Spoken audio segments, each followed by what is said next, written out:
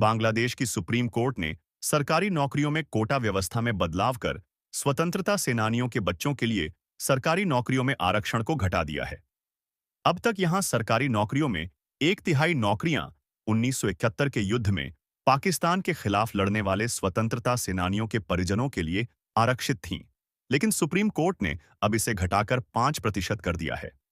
बांग्लादेश की सरकार ने अभी तक सुप्रीम कोर्ट के इस निर्णय पर प्रतिक्रिया नहीं दी है।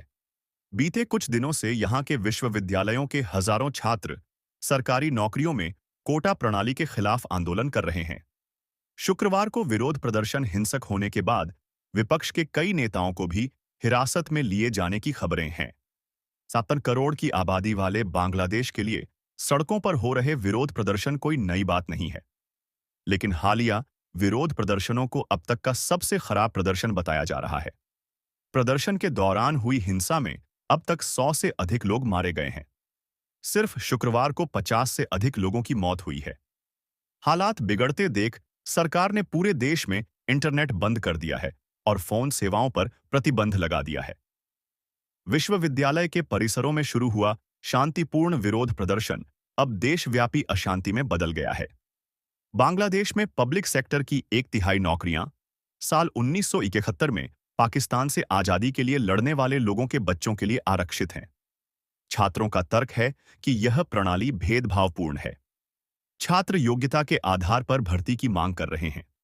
प्रदर्शन करने वालों का कहना है कि पुलिस और सत्ताधारी अवामी लीग की छात्र शाखा बांग्लादेश छात्र लीग शांतिपूर्ण प्रदर्शनकारियों के खिलाफ बल का प्रयोग कर रही है। इसकी वजह से देश में बड़े पैमाने पर अशांति फैल रही है। सरकार इन सभी आरोपों से इनकार करती रही है। ढाका विश्वविद्यालय में समाजशास्त्र की सहायक प्रोफेसर डॉ. समीना लुत्फा ने बीबीसी को बताया, अब केवल छात्र ही नहीं बल्कि देश के सभी वर्गों के लोग इस विरोध आंदोलन में शामिल हो गए हैं। बांग्लादेश दुनिया की सबसे तेजी से बढ़ती अर्थव्यवस्थाओं में से एक है, लेकिन विशेषज्ञों का कहना है कि इस विकास से विश्वविद्यालय के छात्रों को रोजगार नहीं मिला है। अनुमान है कि करीब 1.8 करोड़ बांग्लादेशी युवा नौकरियों की तलाश में हैं। विश्वविद्यालय से निकले युवाओं को अपने साथ के कम पढ़े लिखे साथियों की तुलना में ज्यादा बेरोजगारी का सामना करना पड़ता है। बांग्लादेश रेडी टू वियर कपड़ों के निर्यात का एक पावर हाउस बन गया है। देश वैश्विक बाजार में लगभग 40 अरब डॉलर की कीमत के कपड़ों का निर्यात करता है। यह क्षेत्र 40 लाख से अधिक लोगों को रोजगार देता है, जिनमें कई महिलाएं भी शामिल हैं। लेकिन यहां की युवा पीढ़ी का कहना है कि ये नौकरियां पर्याप्त नहीं हैं। प्रधानमंत्री शेख हसीना यहां 15 सालों से सत्ता पर हैं। उनके शासनकाल के दौरान बांग्लादेश की राजधानी ढाका में नई सड़कों, पुलों, कारखानों और यहां तक कि मेट्रो रेल का निर्माण हुआ है। पिछले एक दशक में बांग्लादेश की प्रति व्यक्ति आय 3 गुना हो गई है और विश्व बैंक का अनुमान है कि पिछले 20 वर्षों में 2.5 करोड़ लोगों को गरीबी से बाहर निकाला गया है। लेकिन कई लोग कहते हैं कि इस विकास का कुछ हिस्सा केवल शेख हसीना की अवामी लीग के करीबी लोगों की मदद कर रहा है। डॉ. लुत्फा कहती हैं, हम बहुत अधिक भ्रष्टाचार देख रहे हैं, खासकर सत्ताधारी पार्टी के करीबियों के बीच। भ्रष्टाचार बैरोकटॉक के लंबे समय से जारी है। हाल के महीनों में बांग्लादेश के सोशल मीडिया पर प्रधानमंत्री शेख हसीना के कुछ पूर्व शीर्ष अधिकारियों के खिलाफ भ्रष्टाचार के आरोपों की चर्चा होती रही है। इनमें से एक पूर्व सेना प्रमुख, पूर्व पुलिस प्रमुख, वरिष्ठ कर अधिकारी और राज्य भर्ती अधिकारी शामिल हैं। शेख हसीना ने पिछले हफ्ते एक प्रेस कॉन्फ्रेंस में कहा था कि वह भ्रष्टाचार के खिलाफ कार्रवाई कर रही है। उन्होंने कहा कि यह काफी लंबे समय से चली आ रही समस्या है। ढाका में हुई इसी प्रेस कॉन्फ्रेंस में उन्होंने कहा कि एक घरेलू सहायक चपरासी के खिलाफ कथित तौर पर 3.4 करोड़ डॉलर जमा करने की खबर के बाद कार्रवाई की गई है। उन्होंने कहा, वह हेलीकॉप्टर के बिना नहीं चल सकता। उसने इतने पैसे कैसे कमाए? यह जानने के बाद मैंने तुरंत कार्रवाई की। हालांकि पीएम शेख हसीना ने उस व्यक्ति का नाम नहीं बताया। बांग्लादेशी मीडिया की प्रतिक्रिया थी कि इतना पैसा केवल सरकारी ठेकों के लिए पैरवी, भ्रष्टाचार या रिश्वतखोरी से ही जमा किया जा सकता था।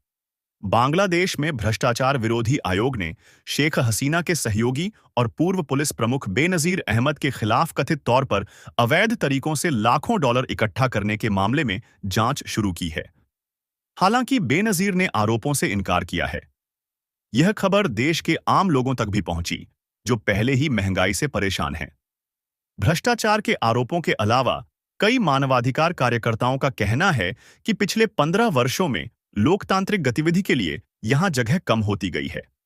ह्यूमन राइट्स वॉच की दक्षिण एशिया निदेशक मीनाक्षी गांगुली ने बीबीसी को बताया, लगातार 3 बार से यहां स्वतंत्र और निष्पक्ष चुनाव नहीं हुए हैं। उन्होंने कहा, शेख हसीना ने शायद लोगों के अपने नेता को चुनने के सबसे बुनियादी लोकतांत्रिक अधिकार से उन्हें वंचित किए जाने को लेकर उनके असंतोष के स्तर को कम करके आंका। यहां की मुख्य विपक्षी party Bangladesh nationalist party BNP ने साल 2014 और 2024 में चुनावों का बहिष्कार करते हुए कहा कि शेख हसीना के शासनकाल में स्वतंत्र और निष्पक्ष चुनाव संभव नहीं है। वे चाहते थे कि चुनाव एक निष्पक्ष कार्यवाहक प्रशासन के अधीन हो। प्रधानमंत्री शेख हसीना अब तक इस मांग को नकारती आ रही हैं। मानवाधिकार समूहों का यह भी कहना है कि पिछले 15 वर्षों में 80 से अधिक लोग लापता हुए हैं और उनके परिवार वालों को उनके बारे में अब तक कोई जानकारी नहीं है। इनमें से कई सरकार के आलोचक रहे थे। सरकार पर विरोधियों और मीडिया को दबाने के आरोप लगे हैं। ऐसा कहा जाता है कि शेख हसीना पिछले कुछ वर्षों में तेजी से निरंकुश हो गई हैं, लेकिन उनके मंत्री इन आरोपों से इनकार करते हैं। डॉ. लुत्फा कहती हैं, सरकार और सत्तारूढ़ पार्टी के खिलाफ लोगों में लंबे समय से गुस्सा बढ़ रहा है। लोग अब अपना गुस्सा दिखा रहे हैं। जब लोगों के पास कोई रास्ता नहीं बचता तो वे विरोध प्रदर्शन का सहारा लेते हैं। शेख हसीना के मंत्रियों का कहना है कि प्रदर्शनकारियों के उकसाने वाली कार्रवाइयों के बावजूद सरकार ने अधिक संयम बरता है। उनका कहना है कि विरोध प्रदर्शनों में विपक्ष और इस्लामी पार्टियों के समर्थक घुस आए हैं।